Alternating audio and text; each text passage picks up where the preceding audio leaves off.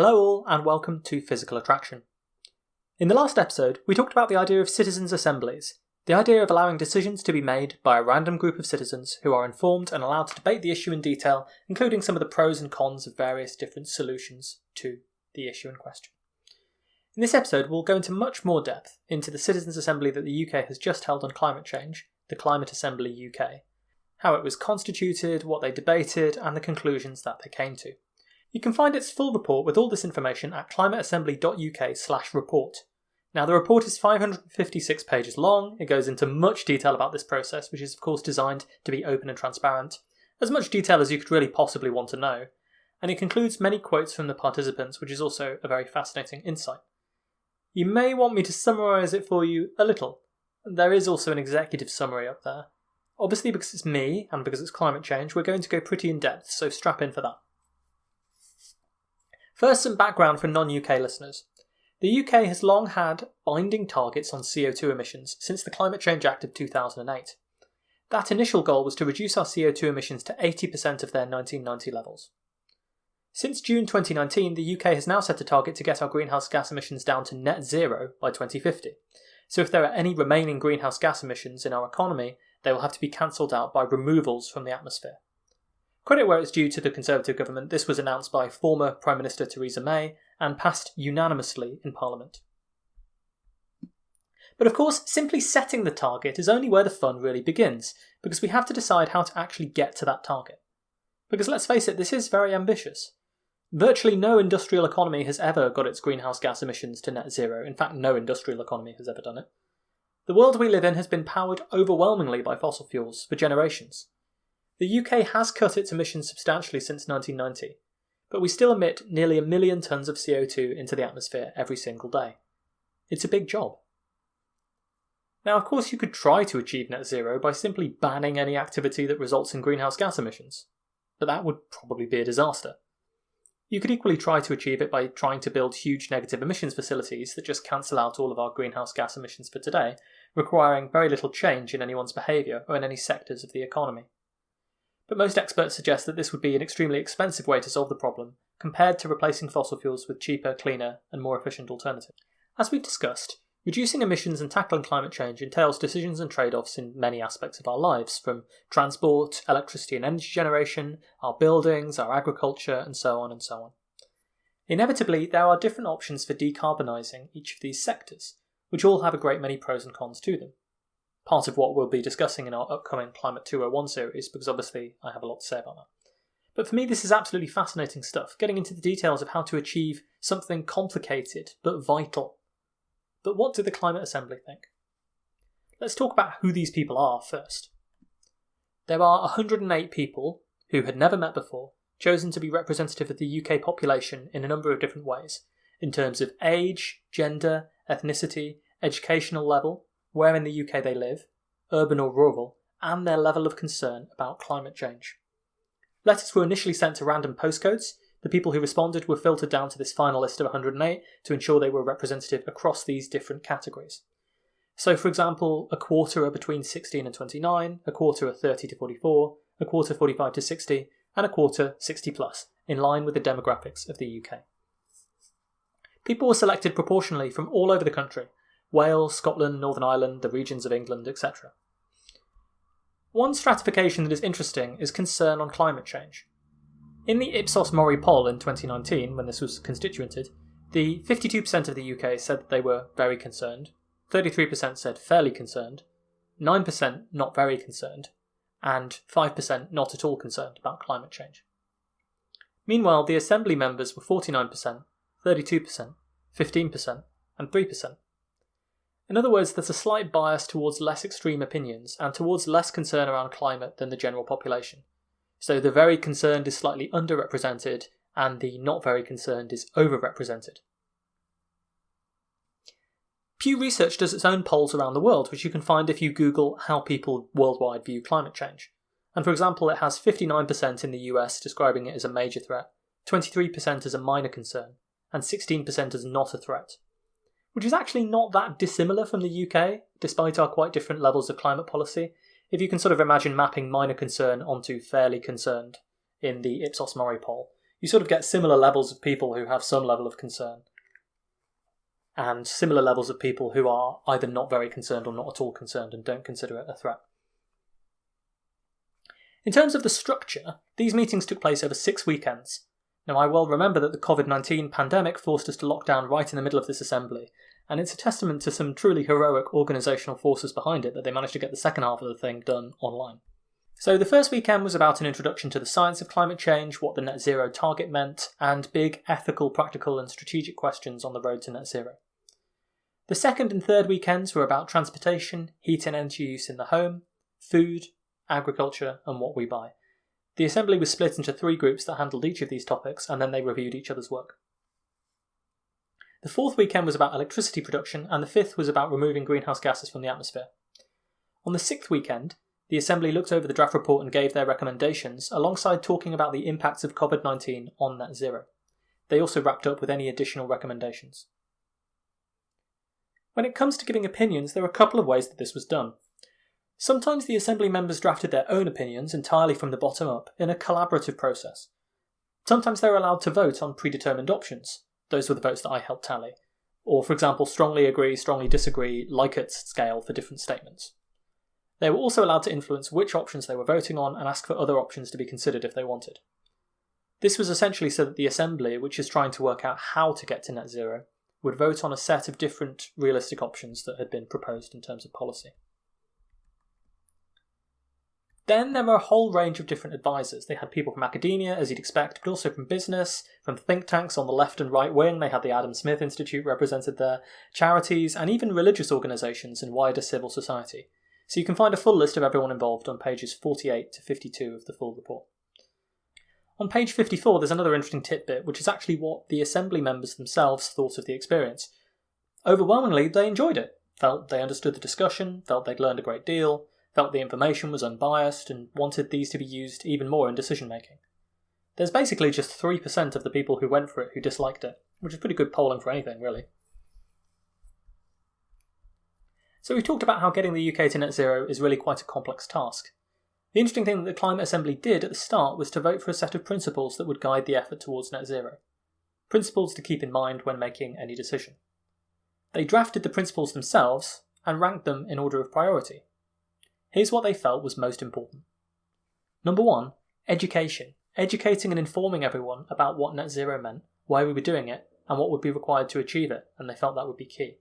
And hopefully this show is helping a little bit on that. Second principle they wanted to emphasise was fairness within the UK, including for the most vulnerable in terms of jobs, incentives, rewards and regional differences. The third principle was leadership by the government, which was clear, proactive, accountable and consistent. The fourth principle was that any efforts to get to net zero should protect and restore the natural world. The fifth principle was ensuring that solutions are future-proofed and would continue to work in the future, and would be sustainable in the long term. A sixth principle that they liked was a joined-up approach with working, collaborating and sharing across all levels of society. The seventh principle was that there should be long-term planning and a phased transition so that people didn't lose out. The eighth principle was urgency. The ninth principle, support for sustainable growth and new technologies. Then we had local community engagement, being a global leader, a mix of natural and technological solutions, transparency and honesty, and solutions that were underpinned by scientific evidence, and so on and so on. These principles were all voted on, and I think it's quite interesting to see what was prioritised here. So, for example, protecting and restoring the natural world got 59 votes, compared to just 18 who prioritised protecting the UK economy, including from global competition. That was a principle that everyone had the option to vote on, but they weren't prioritising that in terms of net zero. Some people want to see a transition where those who bear the most responsibility should act, but this got just 13 votes, and I think that shows that the Assembly clearly sees climate change as everyone's problem, and something everyone should do something to solve, although they also want to see a lot of leadership from the government on this issue, particularly in educating people about what they can do. Enabling individual choice and not restricting freedom got 23 votes, protecting the most vulnerable globally got 24 votes, and so on. So I think it's really interesting to see what people's priorities are. The overwhelming majority for education is a fascinating point, and I think it shows that people are genuinely hungry for a more nuanced and detailed debate on these issues, and that's a really good thing. But they also know that you have to take everyone with you if you have any hope of succeeding, and that requires informing people. The principle of fairness, the idea of a just transition, comes through prominently. And a transition that protects and restores the natural world is also something that people really prioritised. So let's get on to the specific recommendations in each sector then. Let's really get into this. What people want to see. For many of these cases, it only gets listed as an official recommendation if over 2/3 of the Assembly were in favour, so that's a pretty overwhelming majority. Now, each of these policy areas I'm summarising here has a whole chapter in the report dedicated to it, so if you want to know more about the deliberations, the specific recommendations, people's opinions that they wrote down alongside what they were recommending, you can find out there.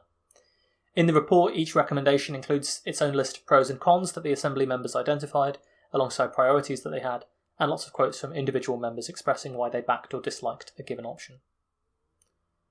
First, let's talk about transport. For travel on land, the Assembly basically favoured solutions that didn't restrict people's individual freedom to own cars or involved massively reduced car ownership, and instead focused on shifting to electric cars and funding public transport more effectively. They recommended a ban on the sale of new fossil fuel cars by 2030 to 35, which would allow all cars to be electric by the mid-2040s, which is likely necessary for there to be no fossil cars on the road by 2050. The most popular idea was simply to quickly stop selling the most polluting cars to mandate a transition to electric vehicles. UK government policy was 2040, so they actually brought this forward a bit. They want improved public transportation to reduce the amount that we use cars by around 2 to 5% per decade, so not drastic, but a little bit. The most popular policy there was investment in low-carbon buses and trains, new bus routes with more frequent services, making public transport cheaper. 75% of them agreed with bringing the public transport back under government control and investing to make buses faster and more reliable. So 86% backed stopping the sales of the most polluting cars, 74% favoured grants that would enable people to buy lower carbon cars, 70% wanted investment in cycling, and 72% wanted localisation, i.e. ensuring that people don't have to travel as far for facilities like post offices and schools. The key thing that the Assembly wanted to emphasise here was that they didn't think restrictions on personal freedom in terms of how much we drive would work. One member said that technological change is easier than social change. They want people to be very free to travel, but instead the focus is just to stop the polluting transport very rapidly and go for a transition a bit like the transition from, say, analogue to digital TV, where it's phased out by a ban at the end of these things. For example, one member said that the quicker the better, there will be hiccups so we need time to mend the problems. Another said that rapid movement to electrified transport was the preferred solution. There was a focus also on needing to develop the charging infrastructure for electric cars. Some were in favour of new road building, while others thought that it should be stopped until transport had been electrified. Improving public transport was also extremely popular, as was support to buy electric cars if they continued to be more expensive. Several members wanted more support than was suggested. People were a lot less keen on things like charging people to use roads, increasing fuel duty, encouraging car sharing, pedestrianisation, and reducing parking spaces to discourage car use. Some of these options did get narrow majorities, but they were much less popular than an electric vehicle transition, and bringing public transport under government control to make it cheaper. Air travel is a very difficult issue for climate change because it's highly polluting and not a great many different solutions exist for it. The Assembly was clear that they wanted a solution that would allow people to continue to fly, but within limits. They were happy for passenger numbers to increase, and for the aviation sector to continue to emit CO2, which would need to be removed by negative emissions. So this meant, of course, they were in favour of negative emissions to some extent. They were very strongly in favour of investments in hybrid and electric aeroplanes or planes using synthetic fuels. 87% of people wanted to see this, although many were concerned it wouldn't be ready in time. But 80% of them also recommended taxes that would disproportionately hit people who flew more, rather than a flat carbon tax on all flights. The flat tax on all flights was seen as unfair, in case it priced out people on lower incomes from flying to visit, say, relatives who live in other countries, or for their one holiday a year. Participants generally wanted to see these taxes being ring-fenced so that they would be spent on developing technological alternatives to flying, or negative emissions to cancel out the emissions from flying. And they were also keen to see investments that would level out the cost of air travel compared to other alternatives. This is particularly a problem in the UK, where it's frequently cheaper to fly from, say, London to Manchester, which is only 163 miles, than it is to get a train. One thing that's notable here is that the UK government projects that passenger numbers could double by 2050 if demand is not constrained and new airports and runways are constructed. But the Climate Assembly wanted that capped at 25 to 50% more passengers in 2050. So slower than the growth in demand for air travel in recent years. The airline industry doesn't get off scot-free. 3/4 of the Assembly wanted to see them invest in greenhouse gas removals, and they felt that it should be carefully monitored to ensure they actually do it, and that the accountancy that they use for offsetting these emissions is fair, in accordance with the principle that the polluter should pay. People were much less in favour of the government investing in greenhouse gas removals for the airline industry, since this would mean subsidising an industry that is behaving badly, unquote, and that it would be unfair on those who don't fly. And they rejected a scenario where air travel is allowed to grow completely unchecked and totally offset by greenhouse gas removals. When it comes to homes, particularly when we're talking about heating the home, which is a big issue that we've discussed here, the Assembly's views were also quite clear. We know that gas boilers mean that heating buildings is a big emitter of carbon at present. Solutions proposed include hydrogen, which could be created through electrolysis of water, with electricity supplied by renewables and then burned as a fuel. Also heat pumps, electric heat pumps, which heat the home through pumping heat in from the surrounding area. And finally, heat networks, which take heat from a central source and then distribute it to a lot of different buildings. They liked heat pumps as being available now, being efficient and working everywhere, but were concerned about disruption in installing them, the expense, and the requirement for homes to be well insulated. Hydrogen got pros for being able to work with existing infrastructure, but many felt that the technology was not ready yet or that it wasn't being produced in a clean way.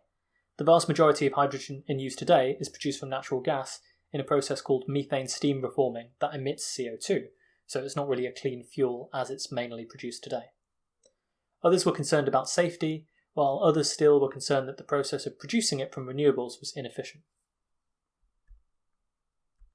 Heat networks got points for being cheap, and the efficiency of being able to use waste heat, e.g. from industry and power plants, was appreciated, because you can sort of use the waste heat from a power plant or an industrial process and pipe it out to people's homes to heat them up if you want.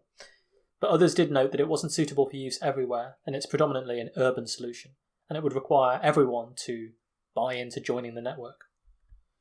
The Assembly members were in favour of all three of these solutions being invested in, and made available to different people depending on their needs and what was going to work for them locally. They favoured a big programme of retrofitting homes to make them more energy efficient, but were divided between whether this should be done as one large initiative or gradually.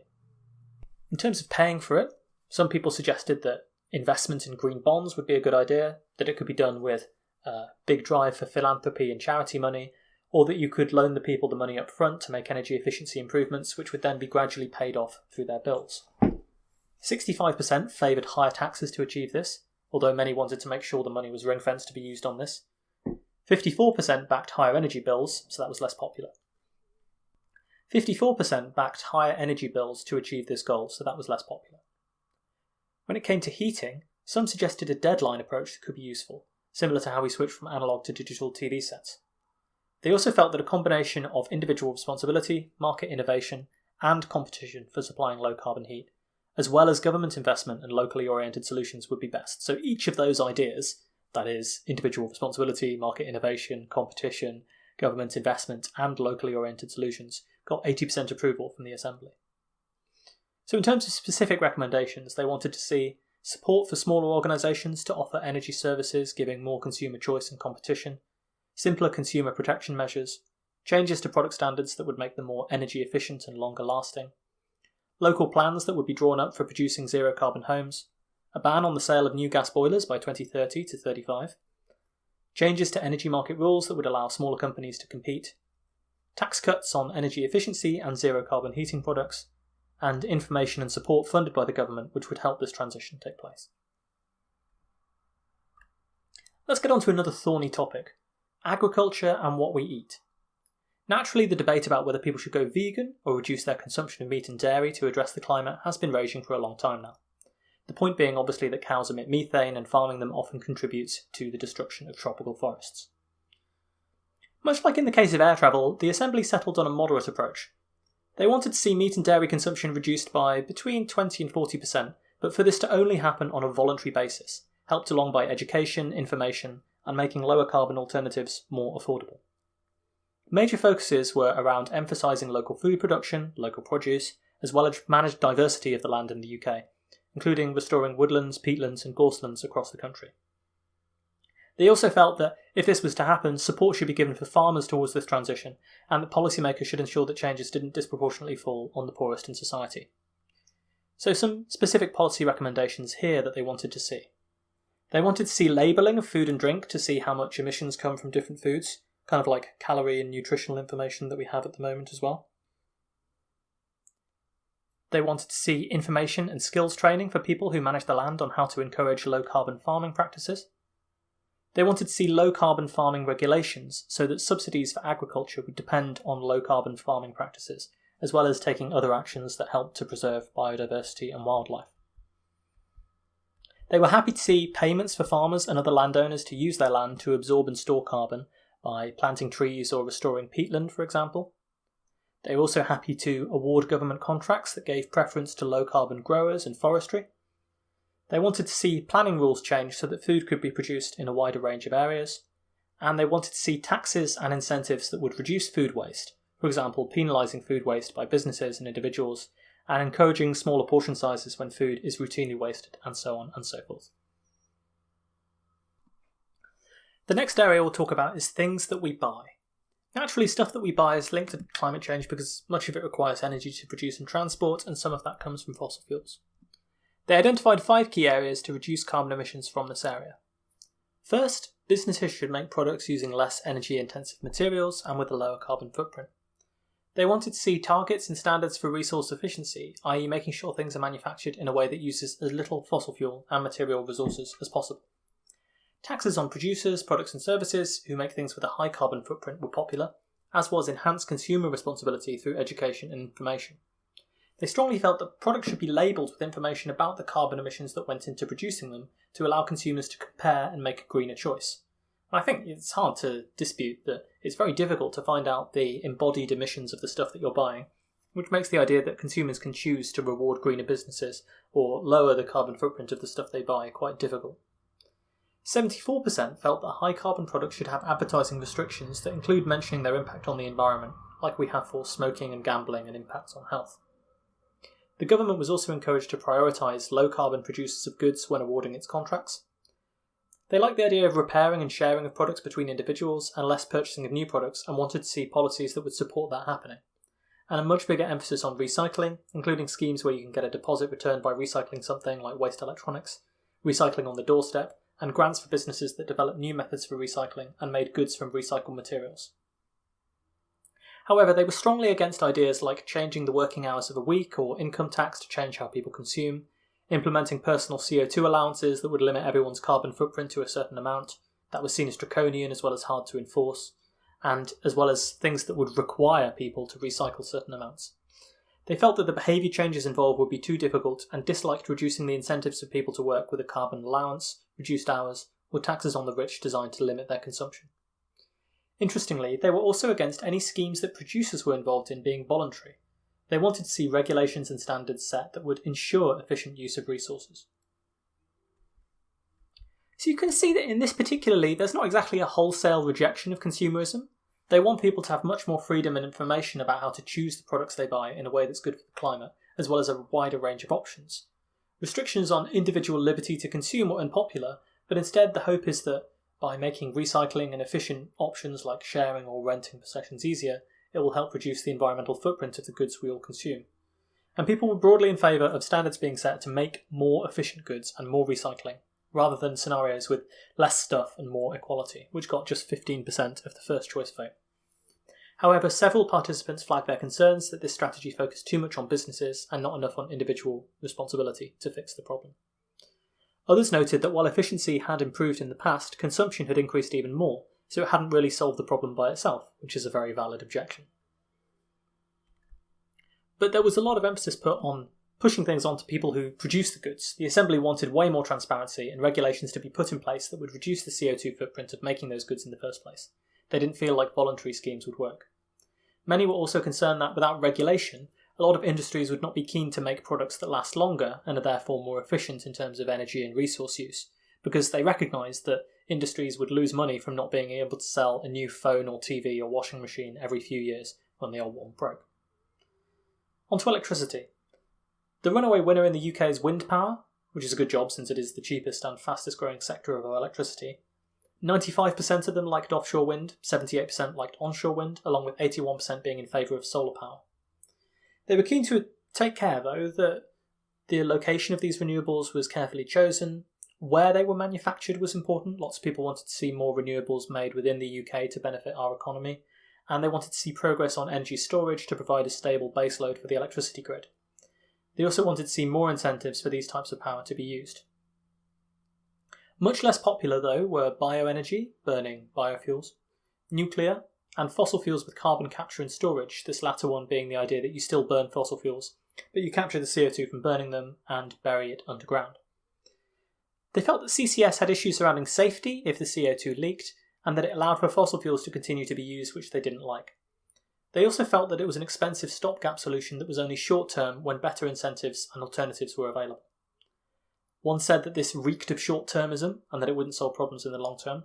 One said, quote, fossil fuels, their time is up, and that money invested in CCS for power generation would just avoid spending money that we'd need to in the future anyway.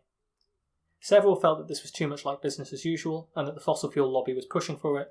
All of this meant that just 22% agreed it should be used for power generation and 22% unsure and the rest against.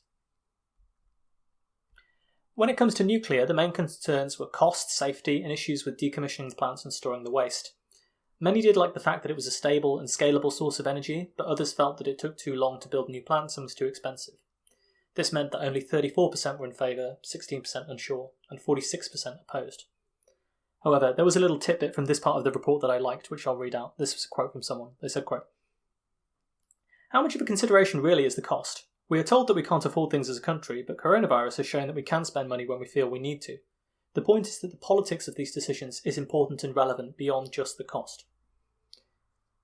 For some Assembly members, their views on bioenergy would depend on how bioenergy is being produced, including what is being burnt, how producing the energy is regulated, and therefore what its environmental and CO2 impacts are. Assembly members' concern about bioenergy included the idea that we'd burn trees and crops, that it might make up too much land use, there might be negative environmental side effects, and a feeling that there were better alternatives that existed that didn't recycle carbon dioxide.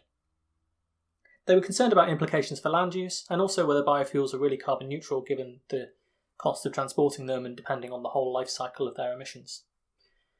They were, however, slightly keener on bioenergy than nuclear and carbon capture and storage, so bioenergy got 40% in favour, 36% unsure or depends, and 24% opposed.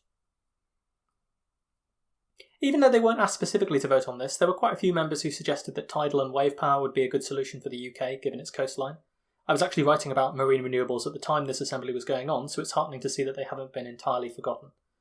Several actively preferred tidal to nuclear power for baseload. I think it's also interesting that one of them objected to how many renewables are produced abroad, and nuclear plants like EDF Energy owns a lot of the nuclear plants in the UK, and that's a French company, and they wanted to see a more domestic industry benefiting from the renewable transition. Finally, we'll get on to greenhouse gas removals. So, according to the Climate Assembly's recommendations, we might have as many as 55 million tonnes of CO2 a year that need to be removed every year, compared to around 350 million tonnes a day. So there's talking about a seventh of our emissions remaining in place that need to be removed every year by 2050. And that can be done by a variety of different methods. The ones they liked the most were restoring forests, peatlands and wetlands, using wood in construction, and storing more carbon in the soil. Those all got majorities. So broadly speaking, they were keenest on the methods that were most natural and had the most co-benefits for society, including preserving nature, preventing flooding and erosion, and so on. But they did want to see that these things were done in a sustainable way that supported farmers, and that they were well planned and managed, i.e. planting the right trees in the right places, and that land use in the UK ended up being balanced between all of these competing pressures on it, from agriculture to forests for negative emissions and so on.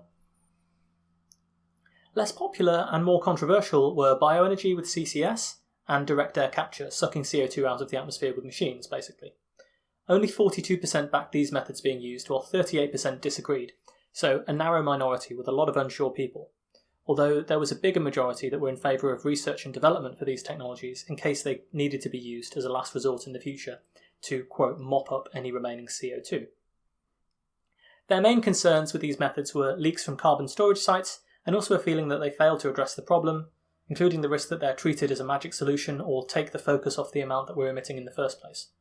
Generally, they also considered them to be more costly, unproven technologies that were less natural.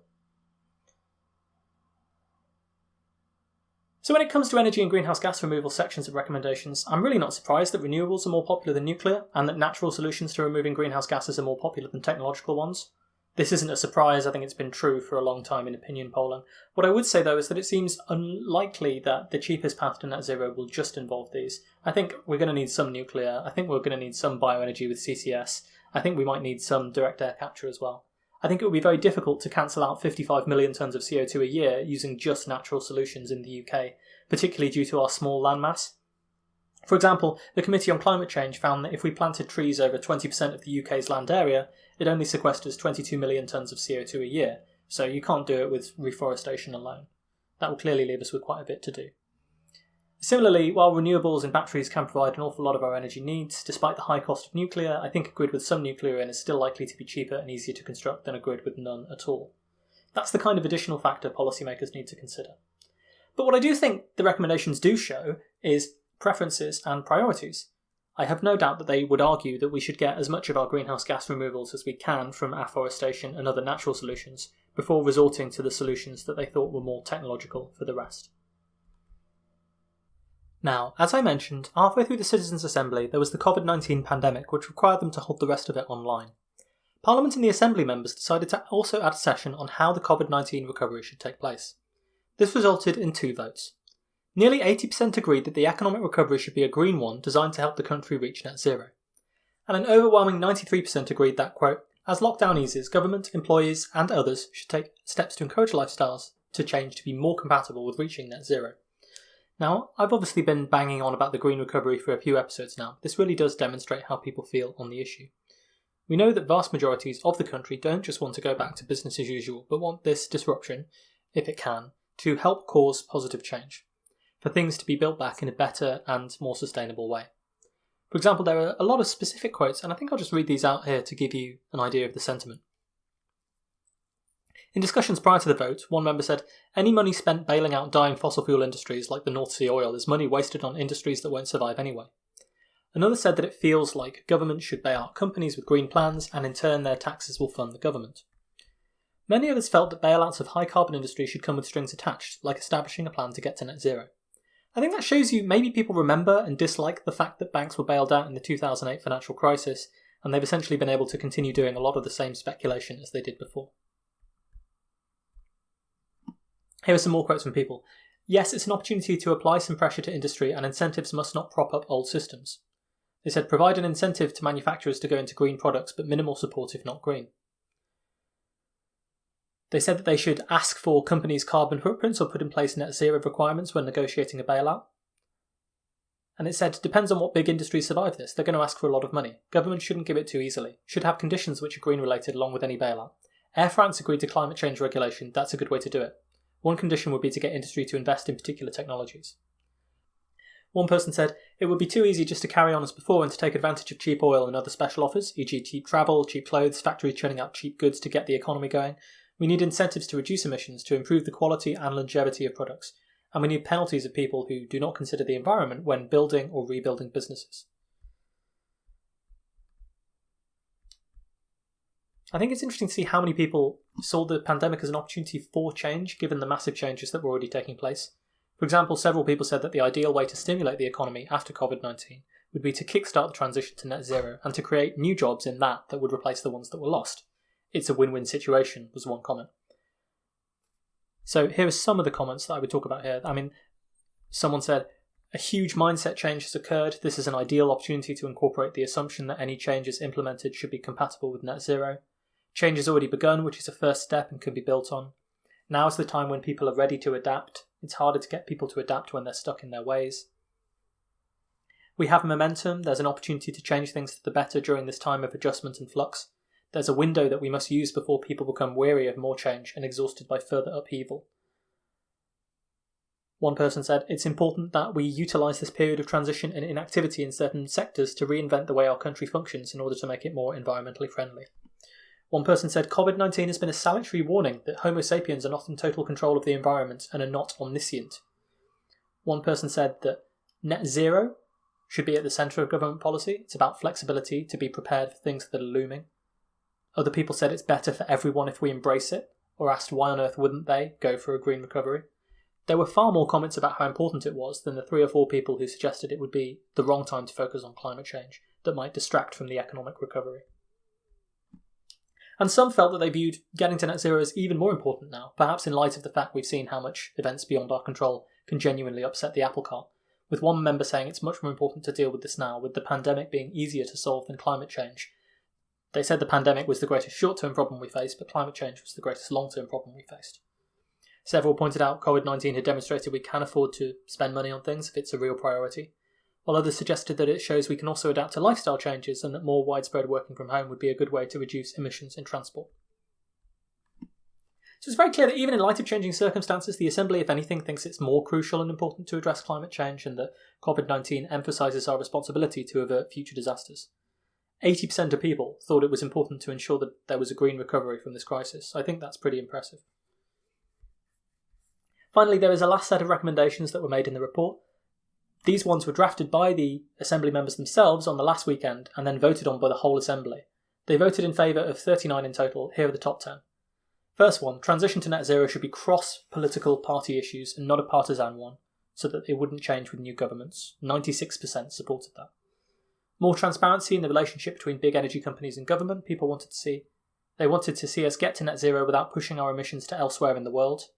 They wanted to see incentives that would accelerate progress and conditions attached for organisations seeking government financial support. They wanted a robust media strategy on outcomes of the Assembly. They wanted an independent neutral body that would monitor and ensure progress to net zero, including citizens' assemblies and also independent experts. They wanted to see a move away from fossil fuels and transition to new energy sources. That's 89% of people wanted that. 89% also supported products and services labelled to include their carbon footprint. 88% wanted to see a follow-up in the outcomes of the Assembly, including what had been taken into account, what hadn't, and why. And 87% wanted to see the response to the pandemic and COP26, the next climate conference, which will be in Glasgow next year, hopefully, to drive international coordinated action on climate change. They were also keen for finances to be diverted into green initiatives, to ensure financial services divested from oil companies and invested in cleaner alternatives, for companies to pay for their climate impact according to their pollution, and even for a government department for net zero to be set up. Even a carbon tax, providing it was fair across income groups, got 52% support with only 22% opposed. Now, there were 2 motions that didn't pass, about shifting the net zero target closer to the present day. Campaign groups like Extinction Rebellion have argued we should aim for net zero by 2025. Now, this is because the world needs to be at net zero by 2050 to satisfy the Paris Agreement, and as a leading nation, we should arguably be ahead of the rest of the world. Also, of course, it's based on issues of international justice. As the UK has historically emitted a lot of CO2, we should be more ambitious than other countries who need more slack to grow their economies and alleviate poverty first. Now, I could talk about Extinction Rebellion until the cows come home, weighing up whether I approve of them and on balance and all this sort of thing. I think it's quite likely that the 2025 ask is simply about trying to shift the Overton window. If the status quo is 2050 and you ask for 2025, you might get 2035 or 2040, which might just be achievable. However, getting the UK to net zero in the next 5 years, I would say, is not possible in a democracy. A think tank actually tried to calculate the cost of getting to net zero by 2025. They said it would cost £200 billion a year for the next 5 years for a total of £1 trillion. It's much, much easier to do, of course, and cheaper if you give yourself more time. Indeed, if we'd tackled climate change robustly decades ago, it would have cost us much less to do so than it will now.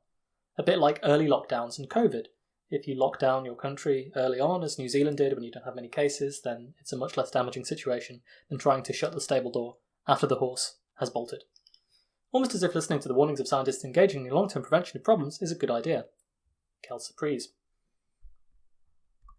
Frankly, I think it's so difficult that any estimate is basically just junk, so I didn't dive into the details of that report, but they did come up with £1 trillion for the cost of it, if you wanted to do it in just 5 years. That's obviously a cost that was too much for the Climate Assembly. If you do take it seriously though, the cost of COVID-19 to the UK economy has been around $200 billion so far. Bloomberg Economics estimated that the total cost of Brexit to the UK has been around $200 billion so far as well. So COVID and Brexit would give you 2 years of net zero to 2025. That gives you an idea of the scale of the 2025 demand.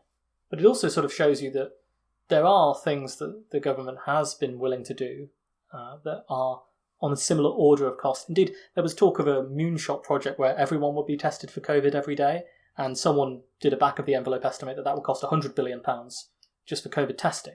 So, they can throw around that kind of figure. It doesn't mean that it will ever happen. I don't think it will, to be honest. But again, it's demonstrable that although these are eye-watering sums, it's not beyond the realms of possibility to have this invested in if it was really considered the number one priority of everyone in the country.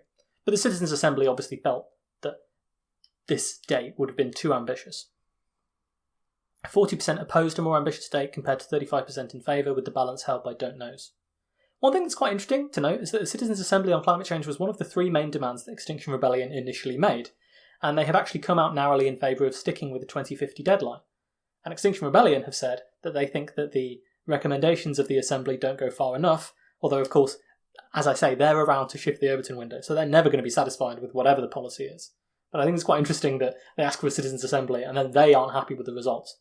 But I think what that does go to show is that, people have tried to discredit the Citizens' Assembly by saying, oh, it's a bunch of extremists with a whole bunch of climate radicals in there. I mean, we know that from the makeup of the Assembly it's not like that. And also, we know that they're too conservative for the actual activists. So it's indicative to me that it's a lot less unreasonable than its critics would argue.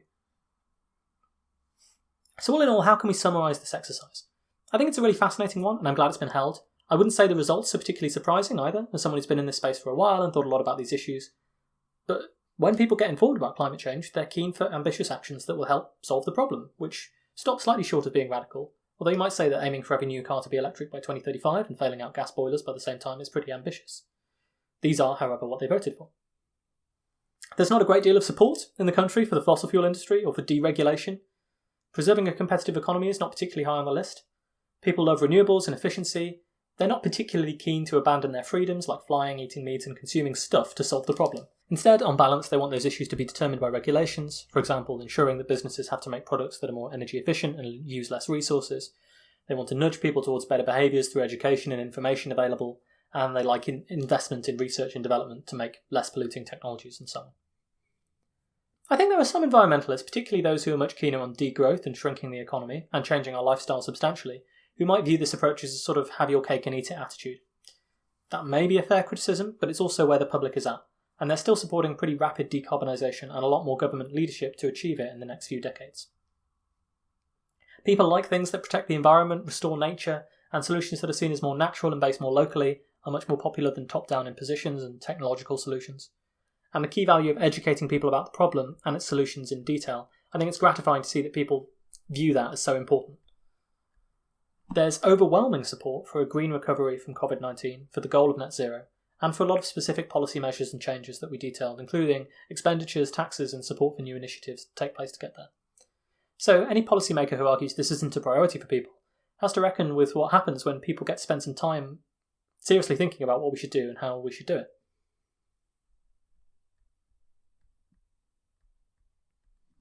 Clearly there are some limitations, of course. You can argue that the plan doesn't add up to net zero, or that the tax increases or government borrowing to pay for it might be more unpopular in practice than it was in the Assembly. You could question the underlying question that was asked, which was how to get to net zero, which is our law in the UK. But you could say maybe they should have asked whether to do it at all. Of course, the Citizens' Assembly doesn't tell the government how to prioritise action on climate change relative to everything else they have to deal with. Although, given that 80% of people and 85% of people view it as a concern, it's often listed amongst people's top issues, I think it's fair to say that people do prioritise this. You can criticise the options that were presented for people to vote on, particularly when they were bundled together into groups. So there is a certain setting of Overton window for debate amongst different topics here. Perhaps your favourite solution got left out, although I think it was a pretty comprehensive discussion in a lot of ways. And, of course, you can always question the evidence given by experts. I bet there's at least one person listening in the pro-nuclear camp who wishes they had an opportunity to talk to the Assembly and persuade them not to come down so harshly on nuclear power on balance. Naturally, even in this in-depth summary, I've not gone into full depth about the full report and what was a fascinating democratic exercise. You can all get a hold of it online, so do so if you want to read more. There's even a documentary that will come out at some point. I'm glad they managed to complete it all in the light of the chaos surrounding COVID, and I think it's valuable not only for policymakers to see what's popular, but also for those of us in the climate community to reflect, both on what people value and also the very strong emphasis on informing people about the solutions and the real details of the problem. And that's our responsibility as people with knowledge about this stuff to do that.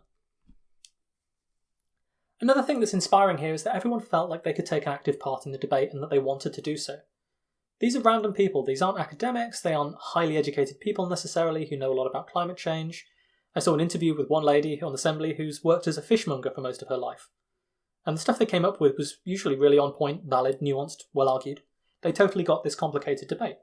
And to my mind, that shows that if you give people time, space, and resources to understand complicated issues, guess what? The general public are not stupid. Ordinary people can debate and discuss and think about complicated things if you give them a chance to do so. I feel like way too many people who govern us just imbibe the kind of elitism that gets instilled into you in top universities and high-flying careers and so on, where they tell you you're special, and then you watch a TV programme with some person who you look down on and they have a regional accent and you think they're an idiot. That's a real problem, because what this kind of exercise shows is that people can engage on these issues if you give them a chance to do so. Personally, it's also really bloody heartening to me to see how many people think that the COVID crisis is the moment to address net zero, that we need to rebuild a better world than the one before the crisis, and that it's an opportunity to make some much needed changes in society, rather than saying, oh, well, all of this seems irrelevant now that we're in the middle of this crisis. The report mentions that some people had been severely personally affected by the pandemic, so to see that they still had so much optimism and enthusiasm for viewing this as an opportunity to build a better world is inspiring. Some felt more optimistic and determined to make it happen, saying that COVID illustrated the problems with delay, the unsustainable way that we've been living, or demonstrated that rapid change can happen when we prioritise it. So the green recovery, when people think and deliberate around it, they see as a no-brainer. I also think more broadly it's nice to know that so many participants got a lot out of the experience and they managed to come to agreement on so many issues. There were very few issues that actually split the decisions in the end of the day, so I think there's evidence that the deliberative process is at least leading to people to feel that some things are less controversial than others. A lot of them wanted to see a permanent citizens' assembly established, which would regularly meet with new groups of people involved in making the decisions, and which could continue to hold governments to account, even as the political wind shifted and changed. One of the older members of the assembly suggested it should predominantly be made up of younger people, since this issue over what would happen in the next 30 years affected them more. That kind of makes me want to hug whoever's grand said that. All in all, I really sincerely hope that the government actually listens to, takes seriously, and pays attention to the recommendations and opinions that people have expressed in this assembly. I think there are a lot of good ideas raised, a lot of valid concerns have been pointed out, and we have as much data as we would need to know what people think about the issues when they've been presented with the case for each of them. We have a perception that we live in an extremely divided society where political gridlock prevents an awful lot of good things from taking place. We know that in the last few years, a lot of people's faith in democracy as an institution is in decline. Worldwide, 58% of citizens are dissatisfied with how democracy is working. That's up from 39% 15 years ago. The figures are just as bad in the UK and the US, particularly bad amongst young people. Only around 25% of people say that it's essential to live in a democracy if they were born in the 1980s, compared to 3/4 born in the 1930s. And of course, this dissatisfaction with how the world has been run amongst a lot of citizens has manifested itself in democratic phenomena like Trump and Brexit, both of which, whatever else you would say about them, promise to shake up the status quo. Now, when you think about this loss of faith in democracy, it's quite horrifying to reflect on. Some people might argue that people in democracies have simply forgotten how brutal and horrible it can be to live under an alternative form of government, like a dictatorship. But at the same time, we have to reflect on why this is. You cannot simply expect people to continue to be satisfied with the system when they see it failing to represent their interests or improve their lives, when they see their lives actually getting worse. This dissatisfaction with democracy really started to set in around the time of the global financial crisis in the US and Europe. And that's when living standards in the Western world started to sort of level off mostly, and wages leveled off. And I think about what's happened since I started paying attention to politics. We've seen never-ending wars in the Middle East. We've seen the global financial crisis caused largely by financial speculation and greed. We've seen bailouts for the banks and the bankers who continued to make incredible amounts of money, and austerity for everyone else. When I went to university, I was in the first group to owe triple tuition fees. My parents didn't have to pay any. They actually got grants to study back then.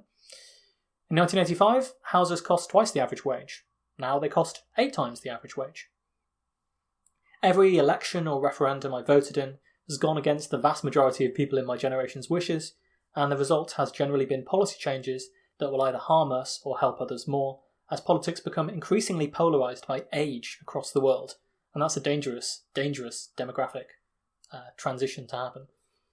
We've seen employment become more insecure and focused on the gig economy. We've seen tech giants that exploit people and people struggle to rein them in. We've seen many years of political gridlock on a whole range of different issues.